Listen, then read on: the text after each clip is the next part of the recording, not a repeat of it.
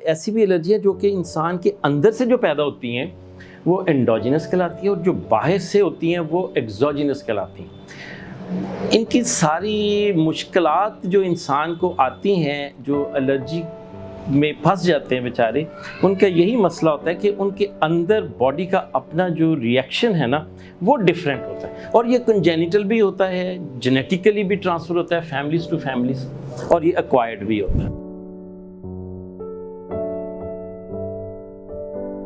अस्सलाम वालेकुम ji, my name is doctor Basir Zaheer और मैं इस शादबाग के एरिया में कोई तकरीबन पिछले मोर देन 30 ईयर्स से प्रैक्टिस कर रहा हूँ। तो आज का जो मुझे टॉपिक दिया गया है कि जी आपने एलर्जीज़ पे बोलना है। पेशेंट मेरे पास आते हैं एलर्जी के साथ, उनको मैं ये बताना चाहता हूँ कि एलर्जीज़ होती क्या है और उसका ट्रीटमेंट कैसे किया जाता है। तो सबसे पहले तो एलर्जी का लिए एक चीज़ बड़ी समझने वाली ये है कि allergies are the reaction which are to the substance which are non-injurious to the other patients। ये मेरा ख्याल है समझ अगर नहीं आई तो मैं इसको उर्दू में एक्सप्लेन करता हूँ कि ऐसे सब्सटेंस हैं दुनिया में जो कि चंद लोगों के लिए एलर्जी काज करते हैं, बाकियों के लिए वो नॉर्मल होते हैं। जैसे कि फ़र्ज़ करें आपने एक शादी अटेंड की है, वहाँ पे 100 बंदों ने खाना खाया है, तो उनमें से सिर्फ 4 बंदों को एलर्जी होगी, बाकी सारे के सारे नॉर्मल हैं। तो ये समझने के लिए बड़ा ज़रूरी है कि आप ये समझ जाए कि ऐसी हर चीज़ जो कि नॉन इंजूरियस है to the more of the peoples, वो चंद लोगों के लिए इंजूरियस हो जाती है और उसको एलर्जी कॉज कर देती है। एलर्जीज़ को आप कह सकते हैं कि इनको ना 2 हिस्सों में तकसीम भी किया जा सकता है। एक तो वो एलर्जी है जो कि एंडोजिनस है, एक वो है जो एक्सोजिनस है। ये फिर बड़ा मुश्किल हो जाएगा। कहने का मतलब ये कि ऐसी भी एलर्जी है जो कि इंसान के अंदर से जो पैदा होती हैं वो एंडोजिनस कहलाती है और जो बाहर से होती हैं वो एक्सोजिनस कहलाती हैं। इनकी सारी मुश्किलात जो इंसान को आती हैं, जो एलर्जी में फंस जाते हैं बेचारे, उनका यही मसला होता है कि उनके अंदर बॉडी का अपना जो रिएक्शन है ना वो डिफरेंट होता है और ये कंजेनिटल भी होता है, जेनेटिकली भी ट्रांसफ़र होता है फैमिलीज़ टू फैमिलीज़, और ये एक्वायर्ड भी होता है। अब इसको आसान लफ्ज़ों में हम ये कह सकते हैं कि जो दुनिया में जितनी भी हवा है, डस्ट है, स्मोक है, खाने वाली चीज़ें हैं, पीने वाली चीज़ें हैं, नट्स हैं, ये सारी की सारी ऐसी चीज़ें हैं जो पूरी दुनिया इस्तेमाल करती है और आप कह रहे हैं कि 0.001% लोगों को इनसे एलर्जी भी है। नॉर्मल सब्सटेंसेस हैं जिनको हम इस्तेमाल करते हैं, उनमें से चंद लोगों के लिए ये एलर्जी काज कर देती है।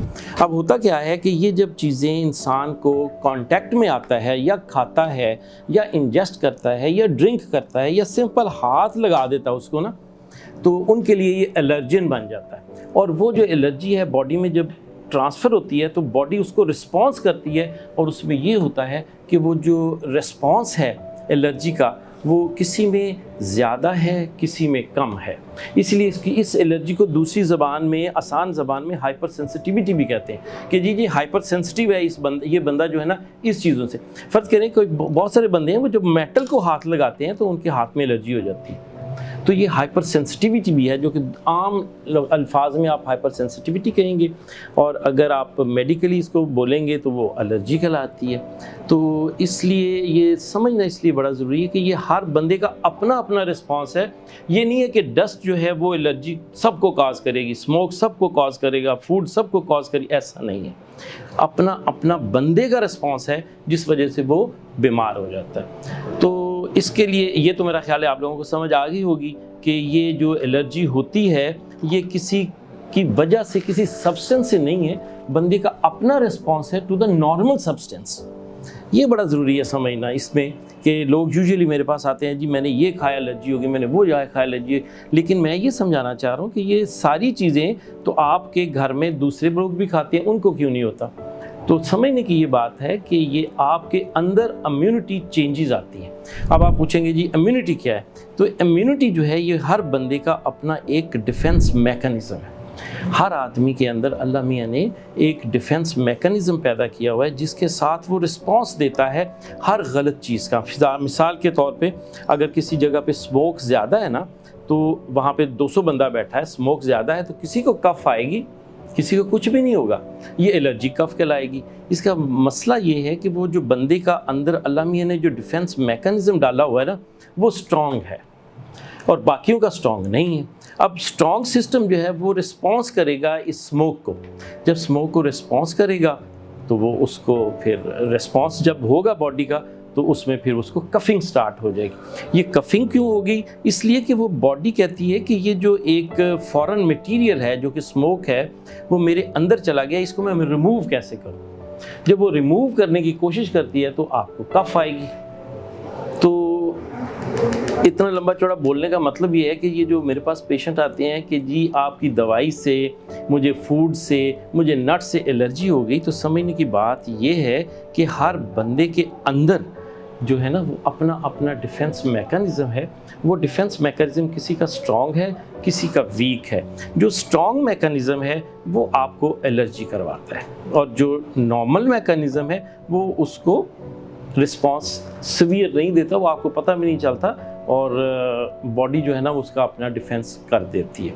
अगर मेडिकली आप इसको और ज़्यादा समझने की कोशिश करेंगे तो आप यूँ समझ लें कि बॉडी जो है ना वो अपने बचाव के लिए जब रिस्पॉन्स करती है ना तो ये एलर्जिक रिएक्शंस होते हैं। अब एलर्जी रिएक्शन का मुख्तलिफ शक्लें हैं। मिसाल के तौर पे अगर स्किन की एलर्जी ले लें तो खारिश शुरू हो सकती है, धब्बड़ पड़ सकते हैं।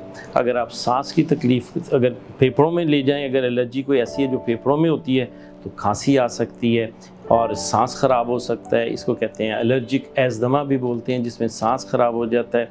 इसी तरह अगर आप इंजेस्ट कर रहे हैं, कोई चीज़ खा रहे हैं, आपको उससे एलर्जी है तो आपको डायरिया हो जाएगा, पेट में एब्डोमिनल क्रैम्प्स पड़ेंगे।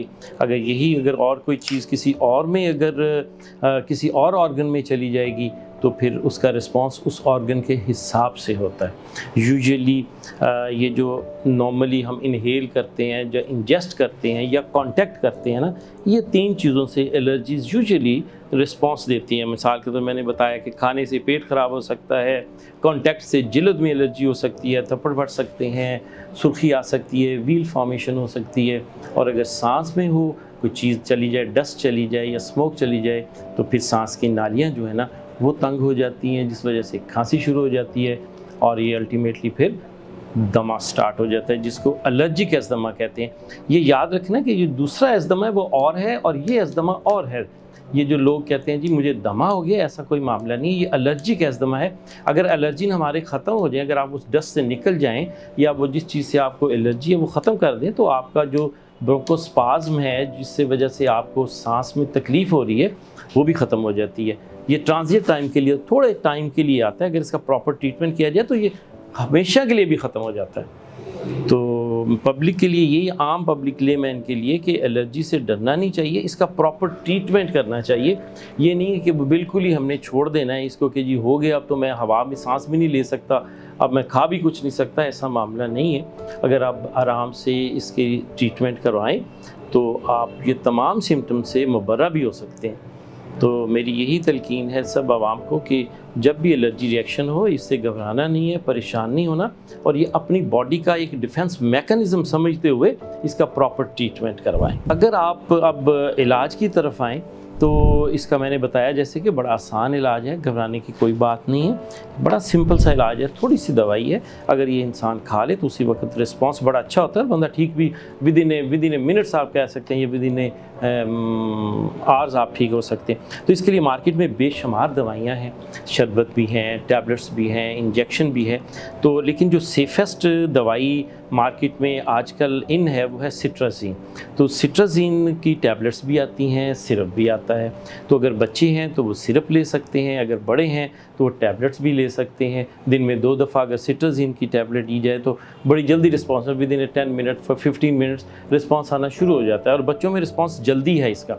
और बच्चे अगर शरबत पी लें बड़ी इजीली, अगर बच्चे बड़े हैं टैबलेट खा सकते हैं तो हाफ़ टैबलेट से भी स्टार्ट हो सकता है, पूरी टैबलेट से भी स्टार्ट हो सकता है। और एक चीज़ याद रखनी, ये ऐसी एंटी एलर्जी दवाइयाँ हैं कि इसका नुकसान कोई नहीं। अगर फ़र्ज़ करें थोड़ा सा अगर डोज ज़्यादा भी चला गया, अगर आपने घर में बैठे हैं, डॉक्टर अवेलेबल नहीं है, तो अगर आपके पास पड़ी है सिट्राज़ीन तो अगर आप ले रहे हैं तो ये नहीं कहना कि कितना डोज लेना है, कितना डोज है। बड़ी सेफ़ दवाई है, आप इसको 1 गोली ले सकते हैं, किसी वक्त भी ले सकते हैं।